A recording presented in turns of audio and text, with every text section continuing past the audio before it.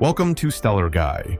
Today, we're diving into an episode of Reba titled Vanny, Dearest.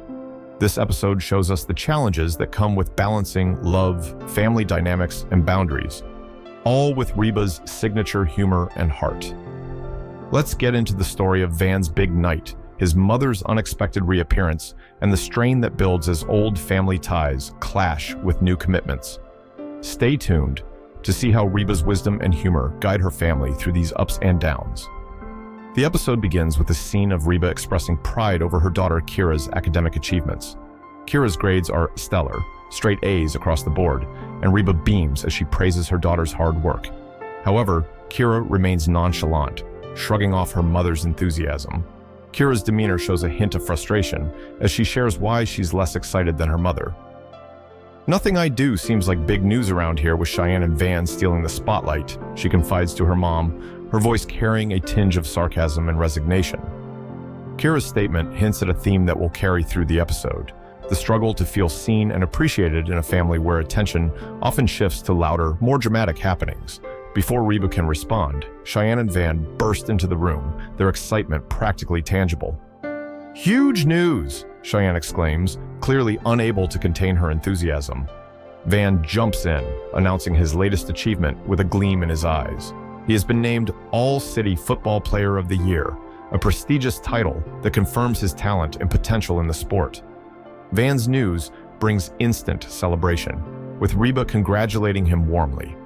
For a moment, the entire room is filled with pride and joy. Yet, under Van's bright smile, there's a hint of melancholy. As Reba and the family cheer him on, Van admits that there's something missing: his parents. He tells them about the upcoming awards banquet scheduled for Saturday night, where he will be honored. This is a significant event for him, one he's dreamed of since he was young, and it stings that his parents won't be there to witness it. Despite his accomplishments and how far he's come, Van's strained relationship with his family is a wound that hasn't healed. Reba, perceptive as always, catches on to Van's disappointment. She reassures him that his achievements matter deeply, emphasizing that the Hart family will be there to support him, no matter what. The scene shifts to later that day, where we find Reba engaging in an impromptu workout session at a gym. Coincidentally, or perhaps not so coincidentally, she runs into Sue, Van's mom. Sue is surprised to see Reba, and after a few lighthearted exchanges, Reba steers the conversation toward Van's recent accomplishment and the upcoming banquet. She tactfully brings up how much it would mean to Van if his parents were there. Sue, however, hesitates. She brings up the ongoing disapproval she and her husband feel toward Van's marriage, hinting at the tension that has kept them apart. Despite her reluctance, Reba can see a softness in Sue's eyes as she talks about Van. Reba gently nudges Sue, suggesting that even though there's tension, family support is essential, especially during moments like these. Sue leaves the gym, thoughtful, and Reba hopes that her words may have planted a seed. Meanwhile, back at the Hart house, Cheyenne and Van are busy planning for their baby's arrival. They pore over brochures for childbirth classes, with Cheyenne debating between the Bradley method and Lamaze.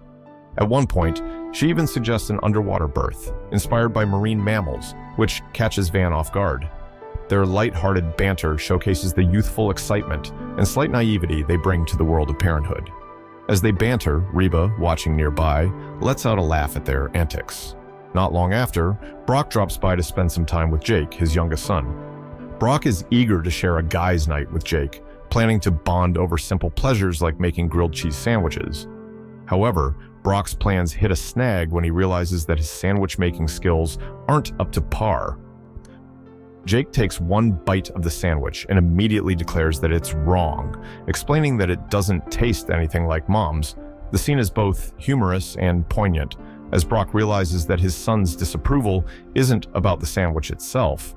It's about the separation between him and Reba, which has disrupted their family's usual routines. In a tender moment, Brock sits down with Jake and reassures him, telling him that no matter what, he will always be Jake's dad, and that his love for him is unwavering. Finally, the evening of the awards banquet arrives. The family gathers, dressed in their best, ready to support Van. The venue is buzzing with excitement, and Van is noticeably nervous as he prepares his acceptance speech. With Reba's help, he's crafted a heartfelt message that that acknowledges his journey and the people who have supported him along the way. But just as the evening unfolds, a surprising turn of events catches Van off guard. His mother, Sue, has arrived. Van's face lights up as he sees her. He hadn't expected her to show, and her presence clearly means the world to him. Cheyenne, meanwhile, stands off to the side, feeling overlooked. Sue's arrival overshadows the moment she'd hoped to share with Van, and though she tries to hide it, her disappointment is palpable. When it's time for Van to give his speech, he stands at the podium, visibly emotional. He begins as planned, thanking his coach, Reba, and other supporters, but halfway through he goes off script, choosing to direct his gratitude towards Sue, his mom. He thanks her for coming, expressing how much it means to have her there. His words touch Sue deeply, bringing tears to her eyes while Cheyenne sits silently, feeling as if she has faded into the background. Reba, watching from the audience, notices Cheyenne's disappointment and empathizes, knowing how much she wanted to feel recognized on this special night. The next day, Cheyenne vents her frustrations to Reba. She confides in her mom, explaining that while she's happy for Van, she feels hurt that Sue's arrival stole what was meant to be a memorable moment for them as a couple. Reba listens, offering words of comfort, suggesting that Sue's presence, while inconvenient, may also be a chance for Van to rebuild his family ties. However, Reba's support is soon put to the test when Sue shows up at the Hart household unannounced. Sue is brimming with enthusiasm, eager to spend more time with Van and even more eager to insert herself into various aspects of his life. Over the next few days, Sue's presence becomes a constant in the Hart home, and her overbearing nature quickly becomes apparent. She starts offering unsolicited advice on everything, from baby names to interior decorating, even suggesting they redecorate the nursery to reflect proper taste. When she starts commenting on Cheyenne's childbirth choices, Cheyenne's patience wears thin.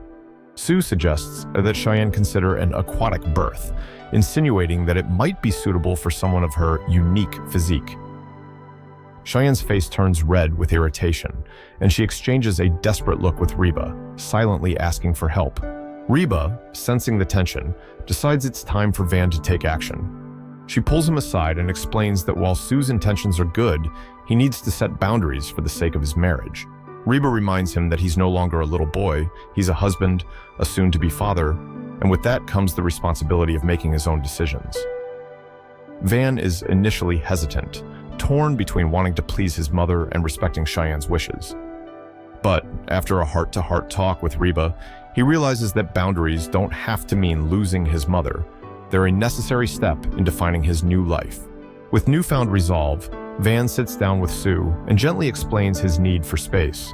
Sue, though initially hurt, listens as he expresses gratitude for her support. She comes to understand that her enthusiasm, while well-meaning, may have overwhelmed him. Their conversation is a turning point, as Sue reflects on how much she values her relationship with her son and recognizes that she needs to adjust her approach. She shares her feelings with Reba, confiding that she's only recently learned how to be a better mom and that she's trying to make up for lost time. Reba reassures her, explaining that motherhood is a continuous journey and that there's always room to grow. In the final scenes, we see the family come together for a quiet dinner. Van and Cheyenne share a laugh, reflecting on the whirlwind of the past few days. They're grateful for each other and for the family they've built, even if it comes with its challenges. Reba watches them, filled with a sense of pride, knowing that her family is stronger for the trials they've faced. Sue, who makes a brief appearance at the dinner, seems to understand her place a bit better now, choosing to support her son while allowing him the space he needs. As the credits roll, the Hart family sits around the table, talking and laughing, showing that while family can be messy and complicated, it's the love, understanding, and mutual respect that truly make it whole. Thanks for tuning in to Stellar Guy's breakdown of Vanny, Dearest. This episode reminds us of the importance of family support, boundaries, and personal growth, all wrapped in the heartwarming humor Reba is known for.